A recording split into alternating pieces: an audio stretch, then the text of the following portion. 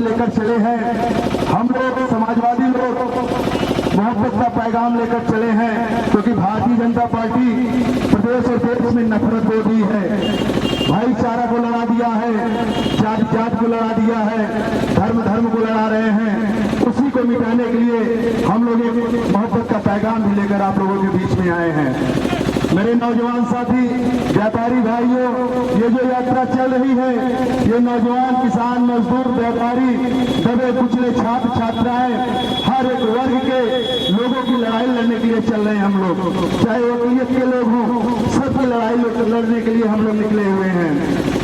क्योंकि देश में जब से भारतीय जनता पार्टी की सरकार बनी है, जो हमारे देश के प्रधानमंत्री हैं, जो केवल प्रचार के माध्यम से, पेपरों के माध्यम से अपना प्रचार करते हैं, अपना काम गिनवाते हैं, उनके जन विरोधी नीतियों को उजागर करने के लिए चौराहे चक्की पे जाके आप लोगों से निवेदन विनती कर रहे हैं कि बचा लीजिए अपने नौजवान, अपने भाइयों का, अपने बच्चों का भविष्य। क्योंकि भारतीय जनता पार्टी जब से आई है, बेरोजगारी का आंकड़ा बहुत ज्यादा हो गया है, गरीब गरीब होता जा रहा है, अमीर अमीर होता जा रहा है। यहाँ लड़ाई केवल दो लोगों से है, अमीरी और गरीबी की।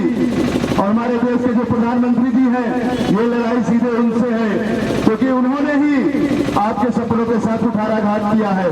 याद करिए वो दिन जब उन्होंने कहा था कि हमारी सरकार बनवा दो, काले धन ला के हर सभी के खाते में 15 लाख रुपए देंगे। किसी के खाते में 15 लाख नहीं आया, बल्कि नोटबंदी करके आप लोगों का जो था वो भी ले लिए हैं। नोटबंदी की समस्या याद करना है आप, कोरोना काल याद करना है आप। भारतीय जनता पार्टी के लोग कितने ज्यादा रुलाए हैं नौजवान साथी, मजदूर, किसान भाइयों को। इन बातों को आप लोग याद कीजिएगा, और ये भी याद कीजिएगा हमारे देश के प्रधानमंत्री जी इससे भी बड़े बड़े मंचों पे कहा करते थे कि हमारी सरकार बनवा दे नौजवानों, आपको हर साल 2 करोड़ रोजगार देंगे। और उनका बैनर पोस्टर आप देखेंगे तो लगा है 9 साल बेमिसाल।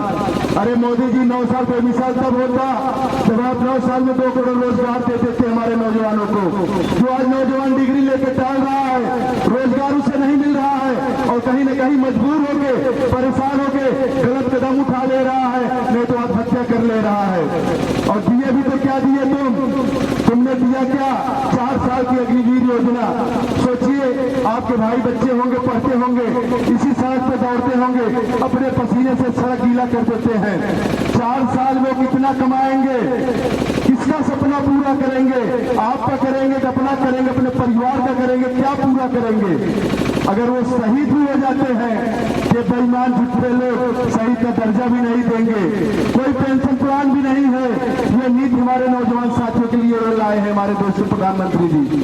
इसलिए नौजवान साथियों, आप लोगों के कंधे पे बहुत बड़ी जिम्मेदारी है। समाजवादी पार्टी के राष्ट्रीय अध्यक्ष अखिलेश यादव जी जब रहते थे सरकार में, तो हमेशा पेपर आने की लगा रहता था। नौजवान पढ़ता था, लिखता था, जो इलाहाबाद, लखनऊ, दिल्ली पढ़ता था, कोई न कोई पेपर आती थी। अगर कोई नौजवान साथी नहीं नौकरी पाया तो उसको बेरोजगारी भत्ता देने का काम किए थे हमारे उत्तर प्रदेश के पूर्व मुख्यमंत्री जी। तो मेरे नौजवान साथियों, महंगाई देख लीजिए, गैस, डीजल, पेट्रोल का दाम आप लोग देख रहे हैं ना। 2014 के पहले गैस कितने में था? 400 में।